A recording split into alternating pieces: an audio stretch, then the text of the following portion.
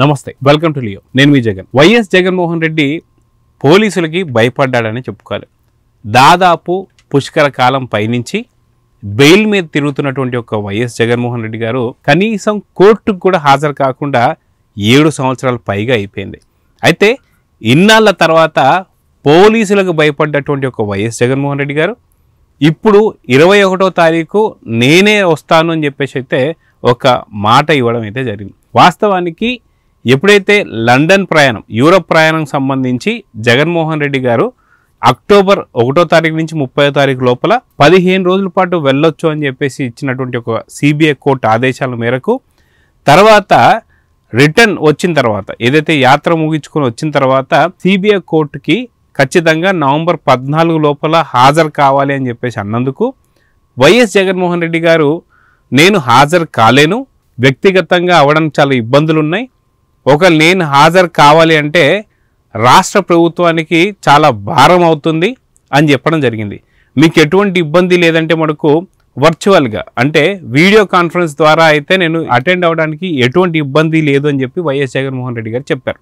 అయితే దీనిపైన వ్యక్తిగతంగా హాజరు కాలేను అని చెప్పేసి సిబిఐ కోర్టుకు ఒక మెమో అయితే దాఖలు చేశారు వైఎస్ జగన్మోహన్ రెడ్డి గారు.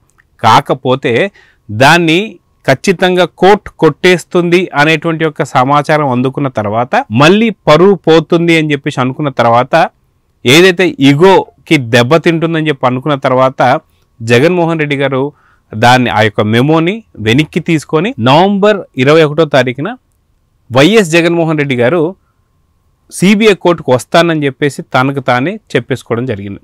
అంటే మొదటిసారి వైఎస్ జగన్మోహన్ రెడ్డి గారు భయపడడం చూశారు. అయితే పోలీసుల దెబ్బకి ఖచ్చితంగా ఇప్పుడు గతంలో జరిగిన 2019 నుంచి 24లో జరిగినటువంటి ఒక అక్రమాలు కావచ్చు, అవినీతి కావచ్చు, ఇవన్నీ కూడా ఒక్కొక్కటి బయటపడుతున్నాయి.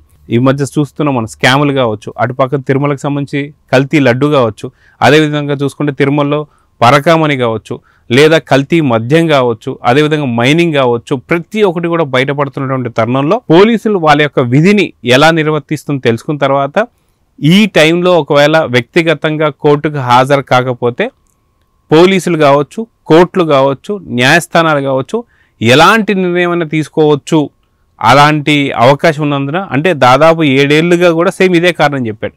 తను సీఎంగా ఉన్నప్పుడు నేను వస్తే ఖచ్చితంగా భద్రతకు సంబంధించి చాలా ఇబ్బందులు గురవుతారని చెప్పేసి అన్నారు అతను సీఎంగా ఉన్నప్పుడు. ఇప్పుడు కూటమి ప్రభుత్వం వచ్చిన తర్వాత కూడా ఇదే మాట చెప్తుంటే ఖచ్చితంగా దీనిపైన తీవ్రమైన యాక్షన్ తీసుకోబోతుంది సిబిఐ కోర్టు అని తెలుసుకున్న తర్వాత అది పూర్తిగా అన్నిటికీ ఇబ్బంది అవుతుందని చెప్పి, ఎటువంటి పరిస్థితులు ఉన్నా సరే జగన్మోహన్ రెడ్డిని అరెస్ట్ చేస్తే మటుకు మళ్ళీ కోర్టు బెయిల్ కాదు, ఈసారి కంప్లీట్గా జైలే అవుతున్న సంగతి తెలుసుకున్న తర్వాత జగన్మోహన్ రెడ్డి గారు కొంత అప్రమత్తంగా, ఎందుకంటే జగన్మోహన్ రెడ్డి గారు ఖచ్చితంగా లా పాయింట్స్లో చాలా ముందుంటారని చెప్పి చాలా మంది చెప్పారు ఇప్పటికే.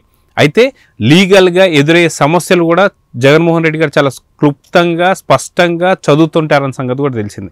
అదిగాక ఆయన దాదాపు 13 ఏళ్లుగా ఒక బెయిల్ మీద తిరుగుతున్నాడంటే ఆయన ఎంతటి చట్టాలలో ఉన్న నొసుగులు ఆయన ఎంత బాగా చదివాడో అందరికీ అర్థమవుతుంది.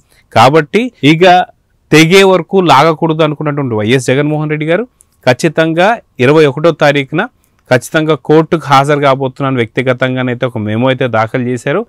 కాకపోతే అప్పుడు ఎలాంటి పరిణామాలు ఉండబోతున్నాయి, ఒకవేళ జగన్మోహన్ రెడ్డి గారు కోర్టుకి అటెండ్ అవుతే ఖచ్చితంగా అక్కడి నుంచి అరెస్ట్ చేస్తారా అని కొంతమంది అయితే, లేదు కొంత నోటీసులు ఇచ్చి మళ్ళీ ప్రతి శుక్రవారం కూడా జగన్మోహన్ రెడ్డి గారు కోర్టుకి హాజరు కావాల్సిందే అనేటువంటి ఒక, ఎందుకంటే గతంలో కూడా మనం చూసాం ఎప్పుడైతే పాదయాత్ర చేస్తున్నటువంటి సమయంలో కూడా ప్రతి గురువారం సాయంత్రం నుంచి మధ్యాహ్నం నుంచి వెళ్ళిపోయి శుక్రవారం మళ్ళీ మధ్యాహ్నం వచ్చేసి ఆ యొక్క పాదయాత్రలో ఆయన జాయిన్ అయ్యేవారు. సో ఇప్పుడు మళ్ళీ సేమ్ అదే రిపీట్ కాబోతుందా, మళ్ళీ ప్రతి శుక్రవారం జగన్మోహన్ రెడ్డి గారు కోర్టుకు హాజరు కావాల్సిందేనా, లేదా ఖచ్చితంగా అరెస్ట్ కాబోతున్నారా, సో అన్ని కేసులు వెలికి తీయబోతున్నారా, అటు బాబాయ్ వివేక గారి హత్య కేసు కావచ్చు, కల్తీ మద్యం కావచ్చు, కల్తీ నెయ్యి విషయంలో కావచ్చు, అదేవిధంగా చూసుకుంటే తిరుమల పరకామణి కావచ్చు, అన్ని విషయాల్లో కూడా అన్ని వేళ్ళు జగన్మోహన్ రెడ్డి వైపు చూపిస్తున్నాయా, జగన్మోహన్ రెడ్డి గారికి పెద్ద అయినటువంటి ఒక A2గా ఉన్నట్టు విజయసాయి రెడ్డి దూరం అవడం జరిగింది, అదేవిధంగా సజ్జలకి జగన్మోహన్ రెడ్డి గారికి కొంత విభేదాలు వచ్చాయని చెప్పి జరుగుతుంది.